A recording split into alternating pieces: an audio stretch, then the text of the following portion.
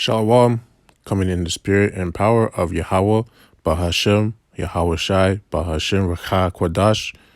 Double honors to the apostles of Great Millstone and to the hopeful elect, pushing his word in truth and sincerity across the four corners of the earth. We're just going to be talking about a little about Russia and U.S. and really more about the U.S. and who they are.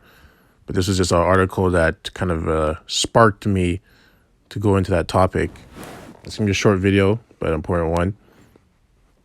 So this article reads, America has given up on arms control and withdrawn from treaties to try to achieve global supremacy. Russian Defense Ministry. Slovakia. So, actually, let's just read this. A senior Russian official has accused Washington of changing its priorities, rejecting stability, and attempting to gain supremacy, in particular of leaving arms control agreements so it can build up its military potential. It's like, well, like, you guys are just seeing this now? Like, really? This is what you guys are starting to notice, that this is what, U.S. has been doing, Babylon? Of course, because one, they want to get control of everything because they're like, it's a Roman Empire all over again. They want control of everything. But the article states that they have withdrawn from treaties to try to achieve global supremacy. And there's another article that I'm going to pull up that's going to show you why, right? Because it's out of their behavior to do that. America's all about taking over everything, but why all of a sudden they want to withdraw? Now, if you remember the Roman Empire, the reason why it fell, like, it was through the Most High it fell, but part of spiritually it was through the Most High that it fell. But physically, it's because they spread their army too thin, right? They kept trying to control everything. They're spreading too thin, spreading too far, trying to control the whole world. And you can only spread, and basically because they weren't patient. They didn't want to do it to if they did slowly, let's take the Most High of the picture. You want to say that. But if they did slowly, then, they probably would have been able to do that. But at the end of the day, the Most High didn't want that to happen, right?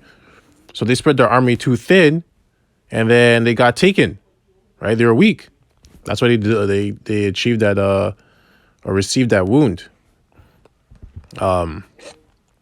right? But that's the same thing America's doing. Having all these, trying to go take this country, trying to take that country, putting the armies here, putting the armies there, having a diplomatic building here and that. You're spreading your army way too thin, and I think they finally realized that. But it's a little too late now, right? And all on top of it, their treaties with other countries they're dissipating.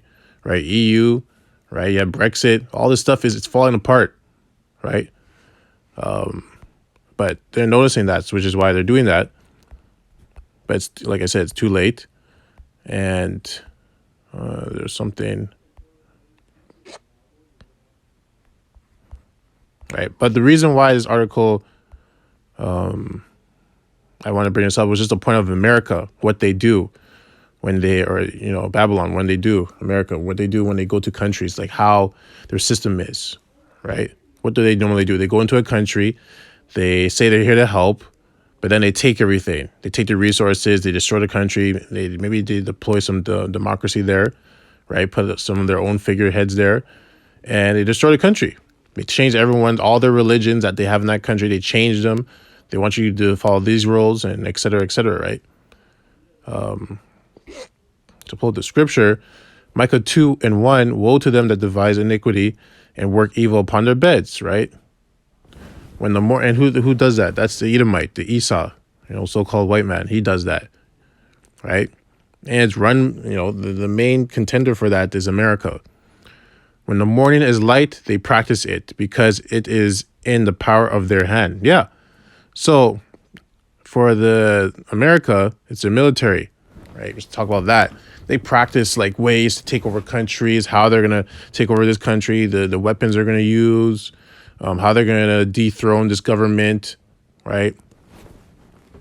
And they covet fields and take them by violence, right? So who else does that? Doesn't America go into countries, claim that there's, what's the word? They did it in Afghanistan, Iraq, and I think it was what's that Asian country? Not Thailand.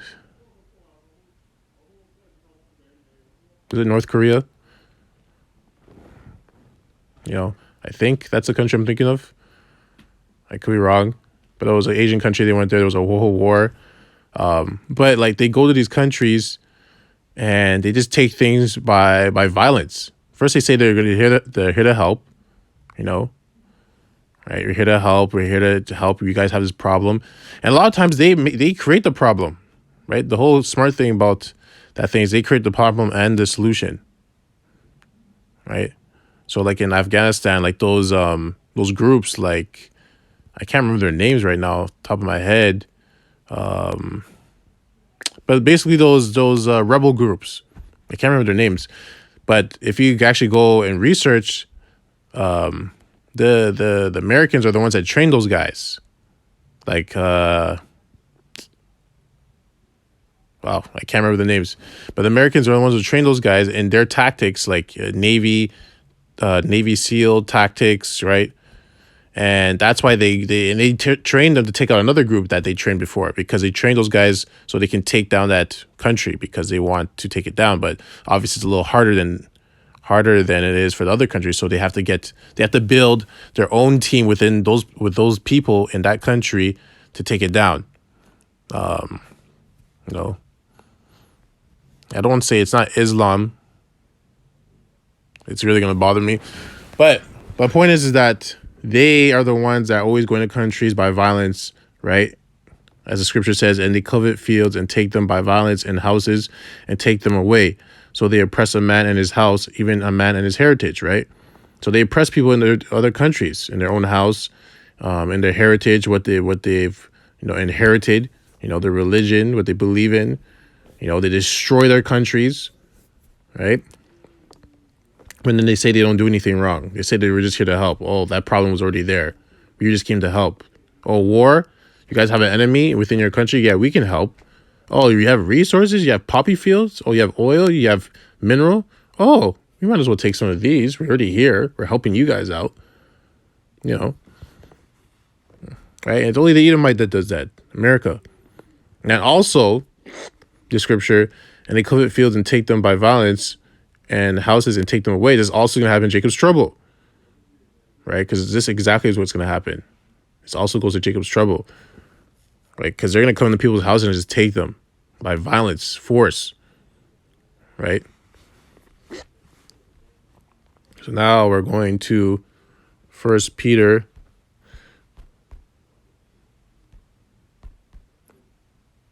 I wish I could remember the name of those groups. I don't know why I can't remember them. It's just a spirit, I guess. It's not important. 1 Peter 4:17. For the time has come that judgment must begin at the house of Yahweh. So, Jacob's trouble, right? It's going to start with Israel. But even further, it's going to start with the elect, right? Right? They're going to be judged, right? They're going to catch their judgment. But the Most High is going to have mercy on them because they're the elect, right? Then Israel, but you want to say all of Israel is going to come with the judgment, right? And as it also reads, and it first began at us, what shall the end be of them that obey not the gospel of Yahweh, right? So there you go. So it says, for the time is come that judgment must begin at the house of Yahweh. Okay, so the house of Yahweh is Israel. Okay, and if it first begin at us, what shall the end be of them that obey not the gospel? So you have Israel, but you have the 2/3. And Israel, the 2/3 don't obey the gospel of Yahweh, right? And then outside of that, outside the temple, you have, the heathens. So you already know what's going to happen to them. They're going to be destroyed, right? It's all over the scriptures that they're going to be destroyed. But the 2/3 are going to be destroyed with them because they don't obey the gospel of Yahweh, right? And then within the truth, because you get out, take the 2/3 out of it, and you have the truth, right? You're gonna get the ones that are not obeying the gospel of Yahweh. They're gonna be destroyed. You're gonna find out who truly is the elect, right? Because you don't really know at the end of the day who is part of the elect and who is, right? So the ones now, there's some that you can look at them, and it's a pretty good idea that they're not, like the general Kahana, like what he's doing, he's not obeying the gospel. So the Most High is going to judge him. But he's not going to judge him in the sense of being saved, right? He's part of the group that's not obeying the gospel. You know what's going to happen to them.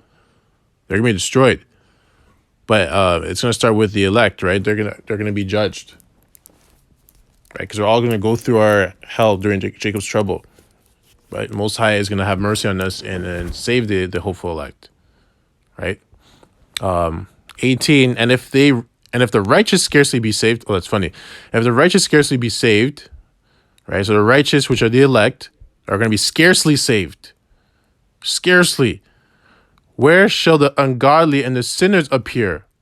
So if the righteous men that are obeying the gospel of Yahweh to the best of their ability, right, are going to be scarcely saved, what's going to happen to the ungodly and the sinners? They're going to be destroyed. They're going to catch some serious judgment. Serious. Right? Because it says the righteous is going to be scarcely saved. It doesn't mean they're not going to go through any type of judgment. They're still going to go through some judgment, of course, but they're still going to be saved. Right? Right? Because everything that's happening right now, since you've been in the truth, even outside of that, but more importantly, since you've been in the truth, is building up your spirit, getting that tough skin for Jacob's trouble, because Jacob's trouble is going to be serious. So when Jacob's trouble happens, you don't bug out, But the ungodly and the sinners and the ones that are not obeying the gospel of Yahweh, they're not building that tough skin. Because they're not following the gospel. The gospel builds you that tough skin. It's that armor, right? Right? It's the armor. Let's get that armor.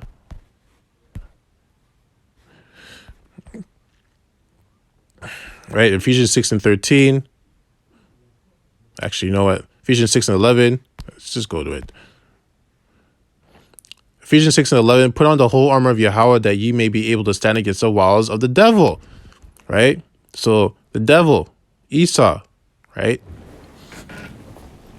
During Jacob's trouble, Most High is going to use his sword, Esau, the devil, spirit, the physical compound of Satan, to try you, to put you through judgment, right?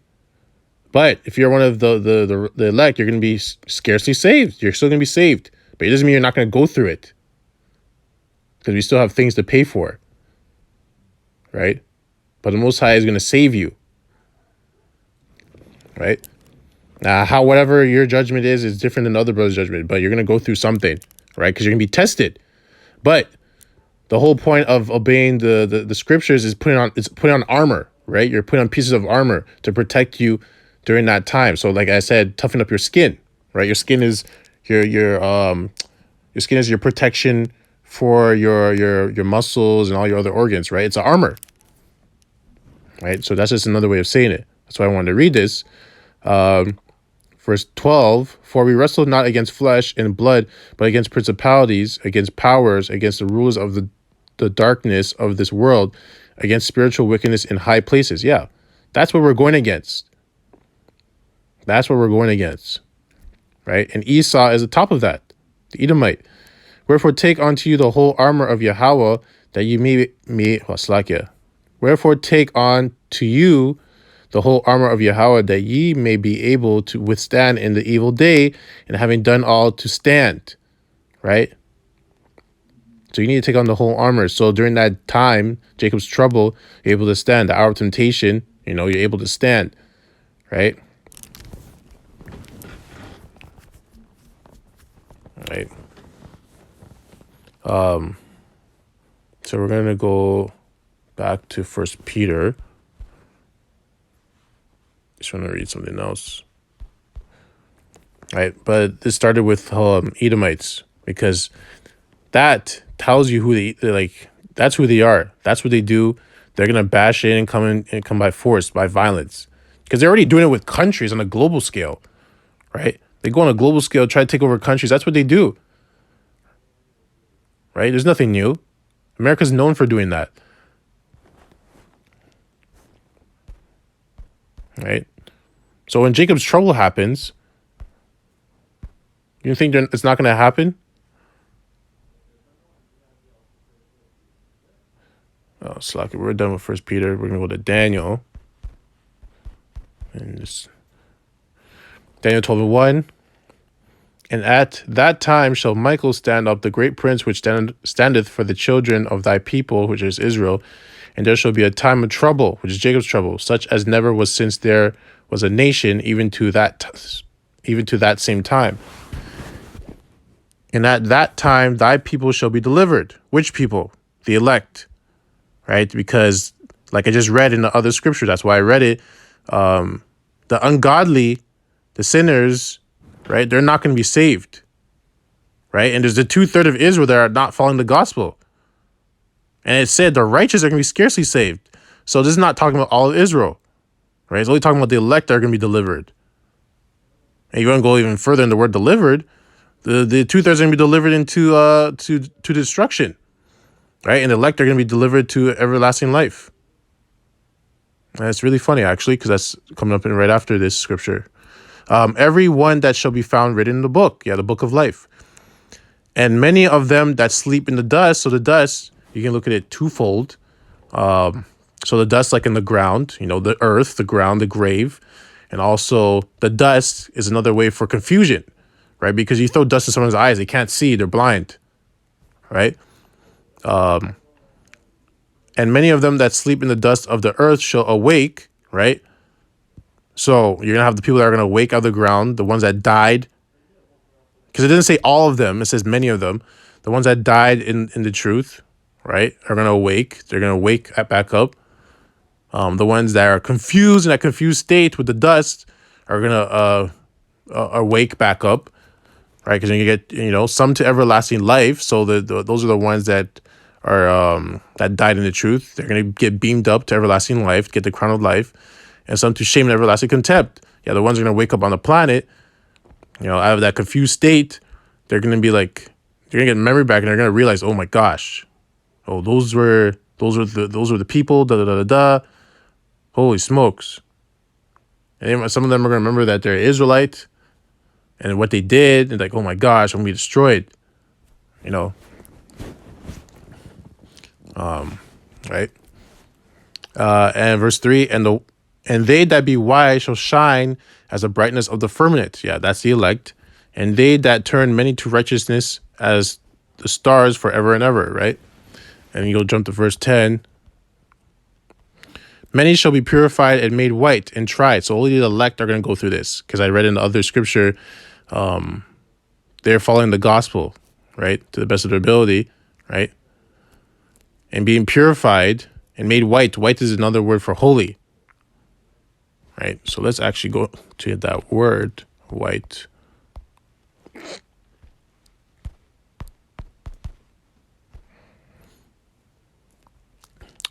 White, bright, radiant, clear, fair. What else is there? To shine, to brighten.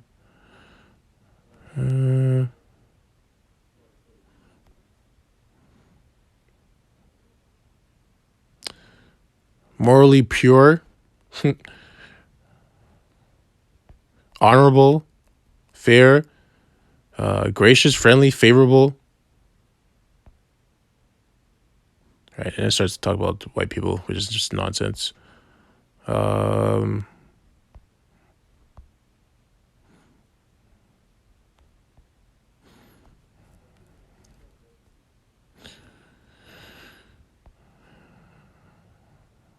Right here is the actual right term. Free from moral blemish or impurity, unsullied,